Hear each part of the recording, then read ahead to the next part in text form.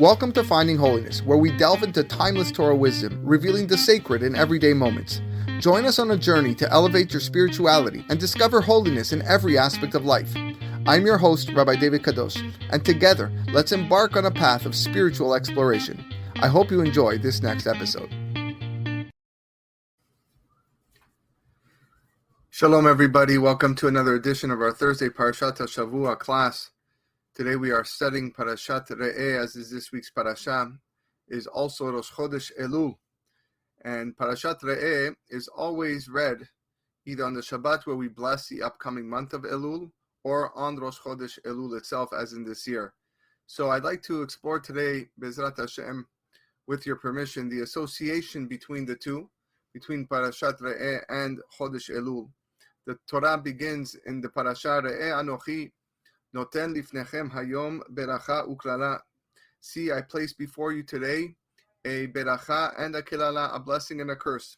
Et beracha, what is the blessing? Asher tishmeu el mitzvot Adonai Elohechem, that you will listen to the mitzvot of Hashem, your God. Asher anochi metzavetchem hayom, that I'm commanding you today. Ve'akelala, and the curse.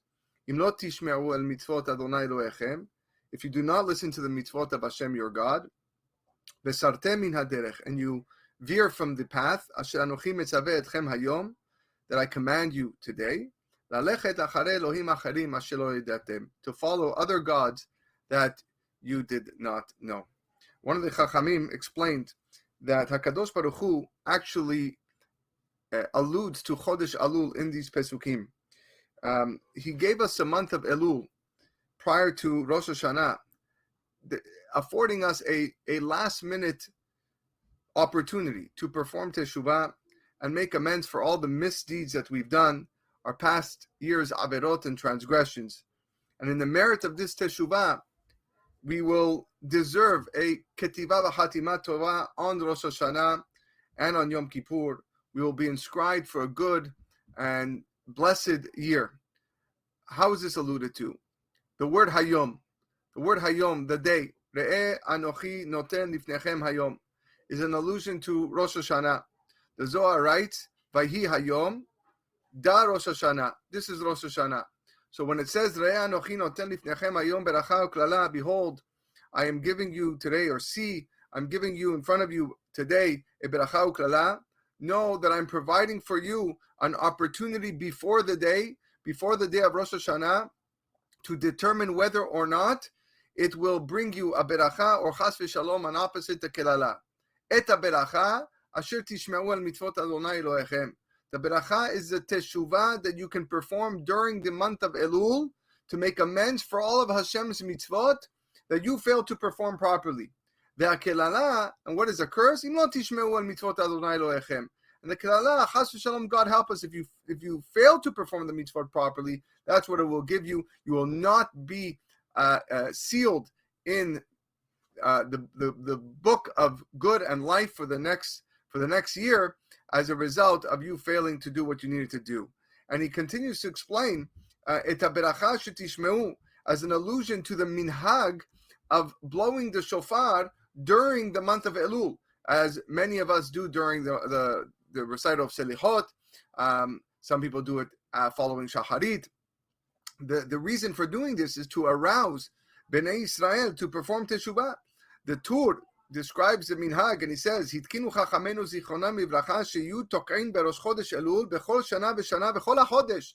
That not only is it just on the month, the Rosh Chodesh Elul, but even the entire month, kedei le'azir Israel sheyasu b'teshuvah, in order to warn Bnei Israel to perform Teshuvah. And he quotes a pasuk in Amos, "Imitaka shofar ba'ir ve'am lo yecheradu." Is a shofar ever sounded in the city and the people do not tremble? So that's the message that is conveyed by the pasuk. Et beracha shetishmeu el mitzvot Adonai Elohechem asher anochi mitzavecha hayom. If you perform this mitzvah that HaKadosh Baruch Hu commanded you to perform on Rosh Hashanah, specifically the sounding of the shofar, the blowing of the shofar prior to Rosh Hashanah. If you do it before Rosh Hashanah during the month of Elul to arouse teshuvah and have a clean slate by the end of the year, then you will be deserving of a good and blessed year on Rosh Hashanah.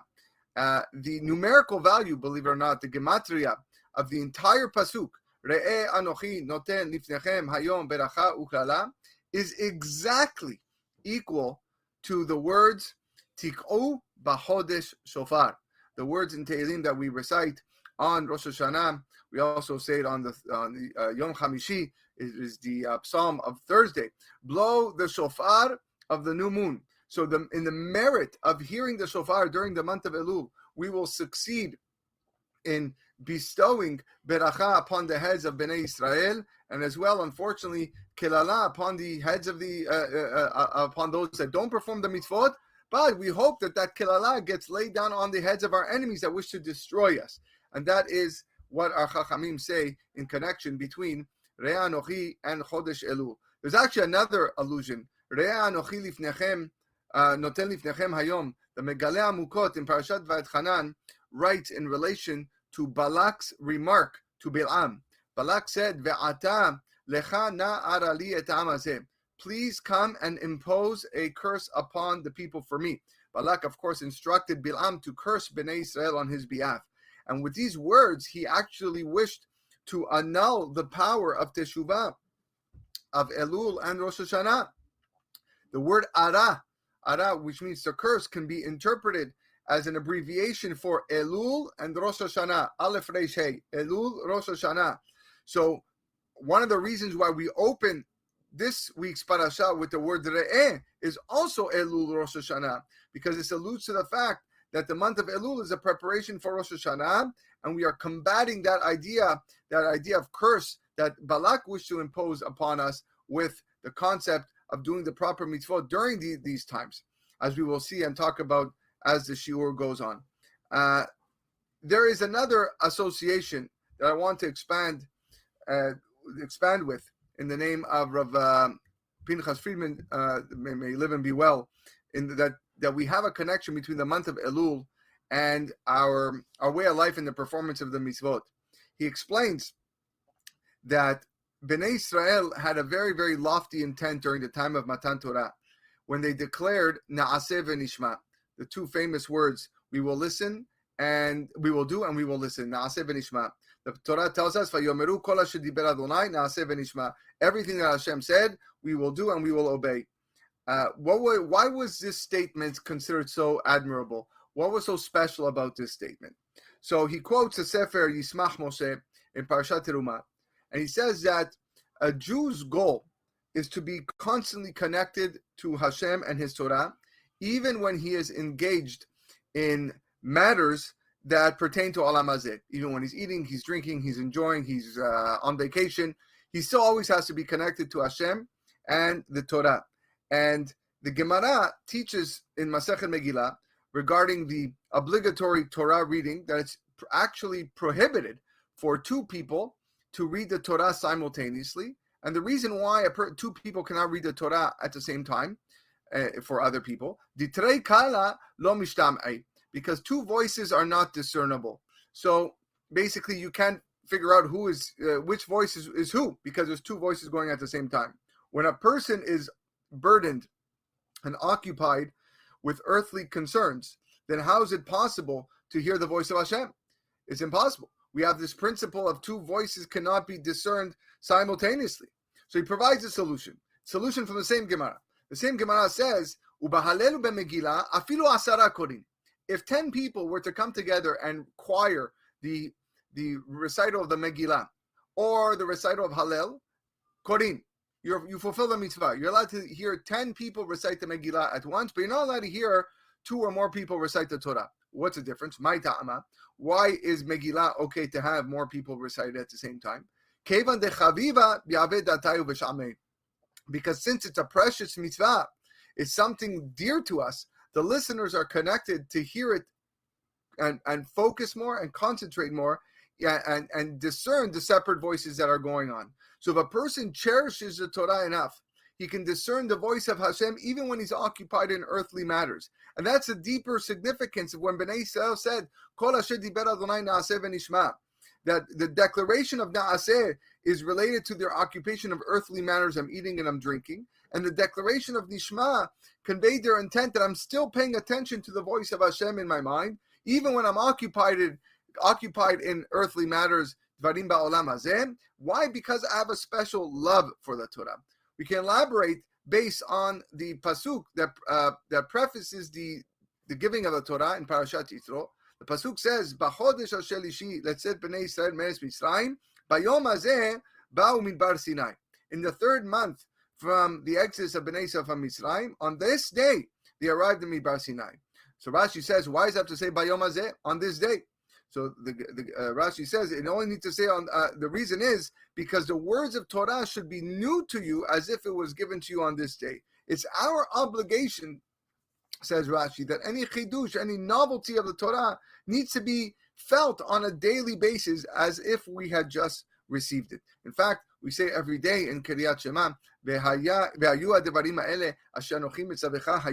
Rashi also says that the Torah should not be considered in your eyes like a very old document or an old edict which a person does not attach any importance to, but rather it's something that is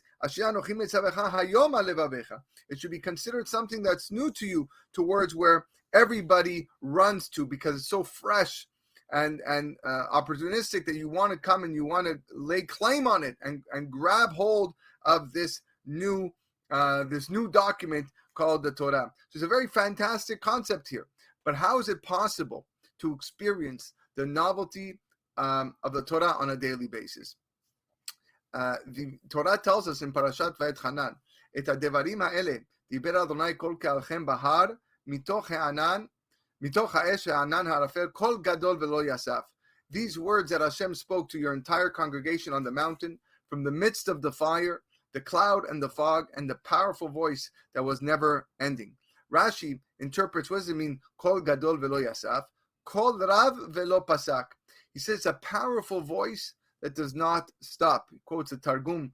And we see from here that HaKadosh Baruch Hu's voice that Bnei Yisrael heard at the time of Matan Torah is eternal.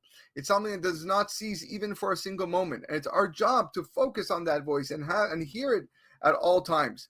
So this is what, in fact, the Turei Zahav, the Taz, writes in Shulchan Aruch on why is it that when we bless the Torah, when we go up to the Torah, or we bless the Birkot HaTorah in the morning in the Birkot HaShachar, the text of the bracha is Baruch Ata Hashem Noten HaTorah. But it should be Natan HaTorah. HaKadosh Baruch Hu gave us the Torah so many millennia ago. Why do we say Noten HaTorah? The idea is that HaKadosh Baruch Hu continues to give us the Torah. It's something that is done with us every single day. We occupy ourselves with it. And HaKadosh Baruch Hu constantly giving us new explanations and new chidushim for us to learn. We can understand this idea and elaborate based on what we were saying. This kol gadol velo yasaf.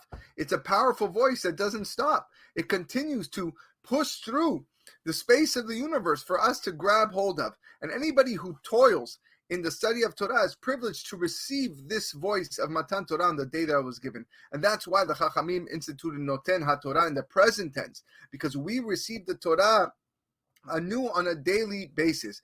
So that's how it's possible for us to sense the novelty of the Torah every day as if it was given today.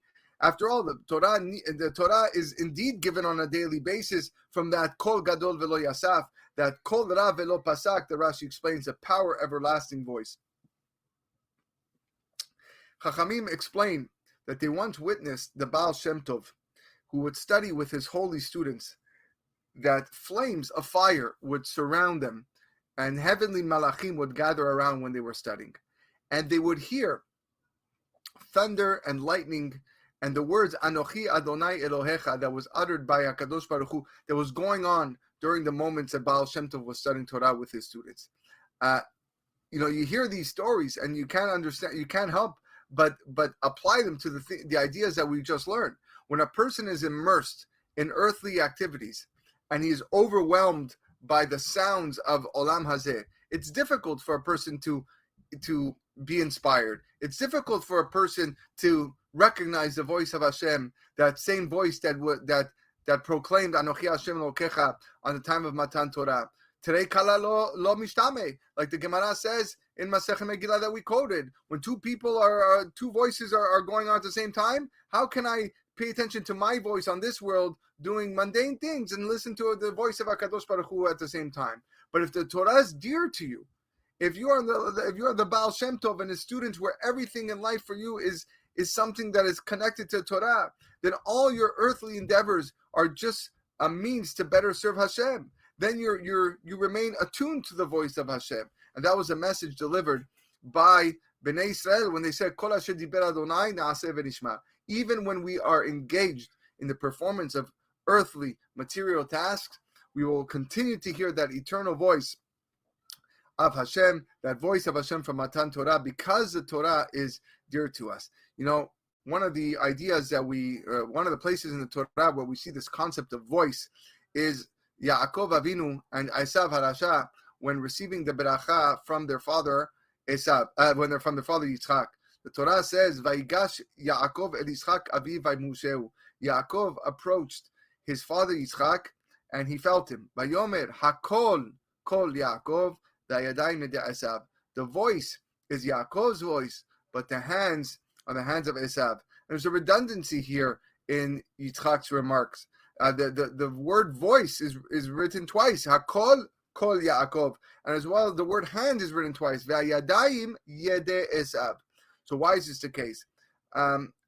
First of all, what possessed Yitzchak to consider bestowing the brachot upon Esav rather upon Yaakov? Yaakov, of course, is Yaakov Ishtam Yosef Ohalim. A lot of answers to this question. Rashi explains that this refers, of course, Yaakov Ishtam Yosef Ohalim. Yaakov was sitting and studying Torah in the tent.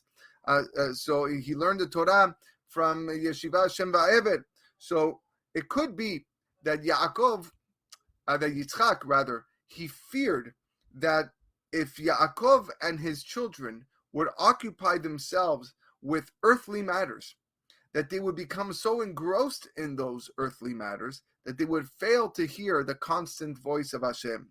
But the Rivka, Yaakov's mother, was well aware of who her son was. She was well aware of her son's extreme kedusha. She knew that he was capable of hearing Hashem's voice even when occupied in earthly matters. So therefore, she instructed Yaakov to don Esav's clothing and receive the brachot pertaining to Olam Hazeh, to this world, from Yitzchak. So when Yitzchak touches Yaakov, the pillar of Torah, he is inspired by Ruach HaKodesh to remark, Hakol kol Yaakov, you are indeed capable of discerning and distinguishing between the two voices. Because the Torah is so dear to you, you are able to separate the voice of Hashem even though you are occupied with worldly matters. And because of that, Vayadayim Yedei Esav, you're also going to receive the brachot, Esav's brachot, and engage in matters of Olam Hazeh using your two hands, your two types of functions implied by the repetition of the words of hands. First, you're going to use your hands for the actual performance of the mitzvah. That's one mention of the word yad. And then you're going to use your hands to perform earthly tasks, to support yourself, all while at the same time you recognize and are cognizant of HaKadosh Baruch Hu's voice that is reverberating throughout the world. And this actually fits nicely with one of the pesukim in Shir HaShirim that we recite every Friday night. Hashmi'ini et kolech ki kolech arev. Let me hear your voice, Hashem says, for your voice is sweet. The gematria of the word arev, which means sweet or pleasing, is twice the gematria of the word kol, which means voice. HaKadosh Baruch Hu is telling a Jew that he loves to hear our voice, specifically when we are occupied in mundane and earthly matters. Then he explains, Ki kolech arev, because the Torah is so dear to you, you are able to hear the voice even while you're making the sounds of Olam Hazeh. As a result, you hear these two voices, 2 times kol, which is arev, and that's pleasing to me, says HaKadosh Baruch Hu. There was a story brought down in the Gemara Masechet Sanhedrin, Daf Tzadi Chet Amud Aleph, where Rabbi Yoshua ben Levi came across and met Mashiach. And he asked Mashiach the main question, Ematai ka'ate mar? Mashiach, when are you coming? And Mashiach replied, Hayom, I'm coming today. So Rabbi Yoshua ben Levi was excited. He waited till the end of the day, and guess what? He didn't come. So when he failed to arrive, he went to Eliyahu Navi, and he said, Eliyahu, what's going on? Mashiach told me he's coming today. So Eliyahu Navi explained, what did he mean when he said today?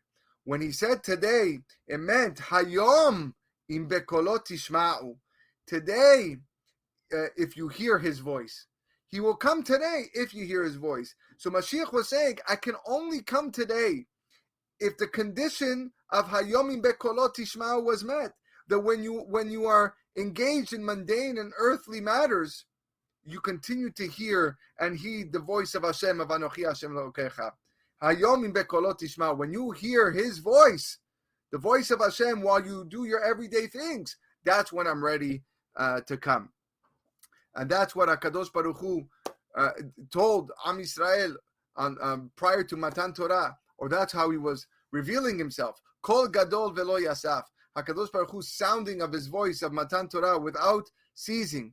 The Sefer Arugot HaBosem writes that he heard from the great esteemed Chacham of Yoshua of Belz, who also cites a Baal Shem Tov. And he says something very amazing. Say a person wishes to fulfill a particular mitzvah, but the Yetzer Hara is preventing him from doing so. Or let's say he's confronted with a sin, a mitzvah lo ta'aseh, and he's being swayed by the Yetzer Hara to transgress that avera. So what does the Baal Shem Tov say to do as a segula to protect himself from the Yetzer Hara? Simple. Repeat and recite the words in the Torah of that mitzvah ta'aseh of lo ta'aseh. So for example, if a person has an urge to go kill somebody, and he's literally he wants to go and murder someone, he should say the words lo tirtzach. Say lo tirtzach, that's the commandment not to murder. And those words, say lo tirtzach, you instantly kill the Yetzer Hara that's trying to entice you to kill someone. If you're trying to do chesed for your parents and you're trying to honor them, you need to go to their house, and but there's things in the way preventing you from doing so. There's a Yetzer Hara that is hindering your progress towards that mitzvah. Recite Kabel et avicha v'etimecha, and that will get rid of the Yetzer Hara. So that's the segula suggested by the Baal Shem Tov. Kach HaKadosh Baruch Hu amar lahem leIsrael. Hashem said to Israel, Beni, barati Yetzer Hara ubarati lo Torah tavlin. My children, my son, I've created Yetzer Hara, but I also created the Torah as its antidote. V'matem oskim b'Torah en atem nimsarim biyado. If you engage in Torah study, you are not going to be delivered into its hand. The Torah acts as a segula for overcoming the Yetzer Hara. So therefore, if a person preemptively recites a mitzvah like it appears in the Torah, he's able to perform the mitzvah or avoid the avera without meddling of the Yetzer Hara. There's another alternative explanation to what the Baal Shem Tov suggests over here, based on the famous Kabbalist, the Ramami Pano. He teaches us that all the mitzvot in the Torah, every single one, whether they're mitzvot aseh, positive commandments, or mitzvot lo ta'aseh, negative commandments, they are comprised of two essential elements. On one hand, they are comprised of Hashem's command obligating us to perform the mitzvah, to respect our parents, or not to murder, as we gave examples. On the other hand, they also constitute a promise and a guarantee that we'll be able to perform that mitzvah without any hindrance. So, for example, there is a mitzvah in Sefer Shemot, Ba'erev tochelu matzot. Ba'erev tochelu matzot. In the evening, on the night of Pesach, you shall eat matzot. On the one hand, this is a physical commandment that we have an obligation to eat matzah on the night of Pesach. But on the other hand, it's also an assurance that if we wish to observe this mitzvah, we are promised that we are going to do so without any hindrance. Lo tochelu kol nevela. There's a negative commandment not to eat any dead carcass of an animal. So on the one hand, this is an admonition not to eat unslaughtered meat. And on the other hand, it's also an assurance that if a person chooses to observe Hashem's commandments, he will be assured that he's not going to consume any unslaughtered meat. So we actually have a big chidush over here of HaKadosh Baruch Hu's statement to Bnei Israel. Beni, barati Yetzer Hara barati Torah tavlin. My son, I created the Yetzer Hara, but I also created the Torah as its antidote. The Torah, which was presented as a command and the promise, is the antidote created by HaKadosh Baruch Hu to counteract the Yetzer Hara. This is also what the Baal Shem Tov tried to teach us, that the reciting the mitzvah the words in the Torah which speak about the mitzvah is a segula, which enables a person to fulfill the mitzvah without any interference. By reciting the words of the mitzvah, he activates that promise of God that is inherent in the mitzvah, that he will be able to fulfill the mitzvah. And now we put it all together. HaKadosh Baruch Hu chose to have his Kol Gadol Velo Yasaf, his powerful voice of Matan Torah, continue to reverberate throughout the world without ceasing. And these dibrot were given to us by HaKadosh Baruch Hu. They are not just commands that we must observe, but they also include his promise that we're able to fulfill the mitzvot. So when we hear these mitzvot every single day, we are being assisted from Shamayim. We have a siyata dishmaya from above to fulfill all the mitzvot of the Torah. Now we can understand why HaKadosh Baruch Hu commanded us to hear the sound of the shofar on Rosh Hashanah. The Torah tells us, Yom Teruah Yelachem. It shall be a day of shofar sounding for you. As the third of the 10 reasons why we have the mitzvah of shofar, Rav Saadia Gaon writes that the reason why we blow the shofar, it's intended to remind us of that revelation at Har Sinai, because the giving of the Torah also had the blowing of the shofar. V'kol shofar chazak meod. The sound of the shofar was very powerful. So the purpose of the mitzvah of hearing the shofar is to evoke the sound of shofar that was heard on Har Sinai. That's why we blow the shofar during the month of Elul and Rosh Hashanah, to evoke that sound that was on Har Sinai when we received the Torah and our ancestors declared Naaseh v'nishma. The Gemara Masechet Beitzah says, Kol mezonotav shel Adam kesuvim lo merosh Hashanah ad Yom HaKippurim. All of a person's meals, all of his parnasah, all of his income are allotted to him from Rosh Hashanah until Yom Kippur. Therefore, if a person became submerged in the mundane, in the earthly matters during the past year, to the point that he can no longer hear Hashem's voice, Terei kalad lo mishtam'e, two voices you cannot discern. So how dare can you approach God on Rosh Hashanah and on Yom Kippur to request an ample livelihood for the upcoming year? I'm going to ask Hashem for parnasah when during my parnasah I'm not even thinking of God. I'm not hearing God's voice. I don't bless Hashem when I get my food or when I get my income. So HaKadosh Baruch Hu actually provides us with a solution. He gives us the way of success. He says, you want to know what it is? Blow the shofar on Rosh Hashanah. Because when you blow the shofar on Rosh Hashanah, it will inspire you to do teshuvah, regretting the fact that we've neglected the sound of the shofar that was given on Matan Torah in the past. We'll accept from that moment forward to hear the sound of the shofar of Matan Torah, even when we're occupied in the earthly, mundane matters of Olam Hazeh. And that's why the Chachamim instituted the text of the blessing to be Lishmoa Kol Shofar, to hear the sound of the shofar. For that is the text of the bracha.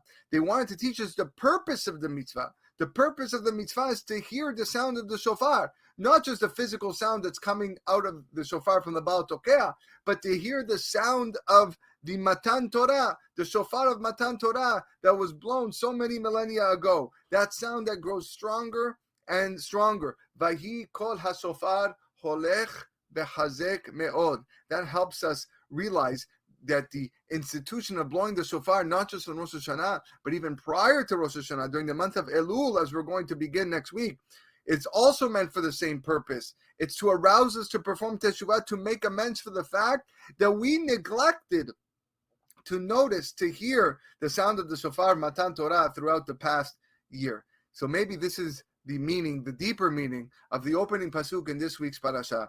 Re'eh anochi noten lifnechem hayom beracha uklala. See, I am giving you, in front of you today, a beracha uklala. All the matters that relate to Olam Hazeh, that HaKadosh Baruch Hu gives us hayom, He gives us today, contain an element of beracha, and chas v'shalom, it can contain an element of kelala, of blessing and curse. Then the Torah explains, Et ha-beracha asher tishma'u el mitzvot Hashem Elokechem.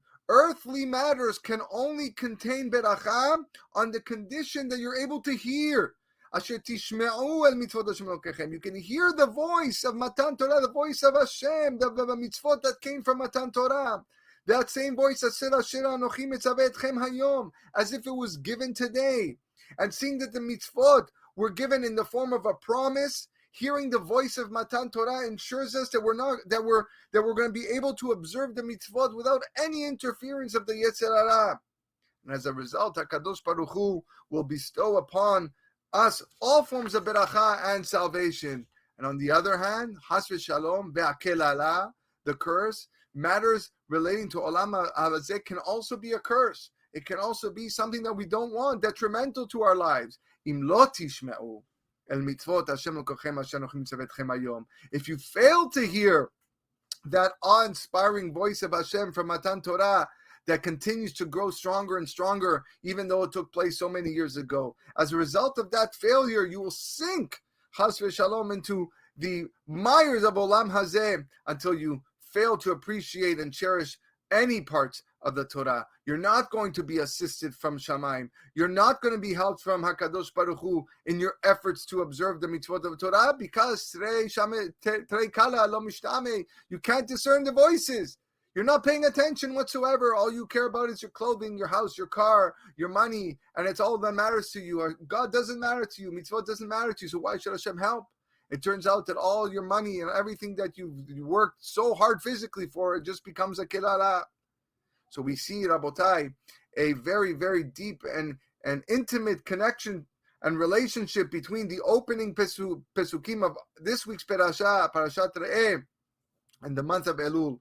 Chachamim instituted the practice of blowing the shofar throughout the month of Elul in order to inspire us to perform teshuvah for having submerged ourselves in Olam Hazeh. And as a result, we fail to notice that powerful, inspiring voice of Hashem that emanated from Matan Torah. Therefore, it's incumbent upon all of us, starting right now, starting Hodesh Elul, to sanctify ourselves in all of our earthly pursuits and endeavors, doing everything L'Shem Shamayim. I work L'Shem Shamayim. I eat L'Shem Shamayim. I play sports L'Shem Shamayim. Everything I do has to be L'Shem Shamayim. In the notion of Bechol derachecha da'ehu, in all your ways, know God. That's what we're commanded. If we act this way, we will surely hear the sound of Matan Torah. We will merit the fulfillment of HaKadosh Baruch Hu's promise. Re'eh anochi noten lifnechem hayom beracha. We will successfully prepare for our Hayom, for our Rosh Hashanah, to receive all the heavenly blessings, Tachel Shana Birchoteha, all the salvations until the coming of Mashiach. B'mena b'yamenu. Amen. Ken Yiratzon. Have a great, great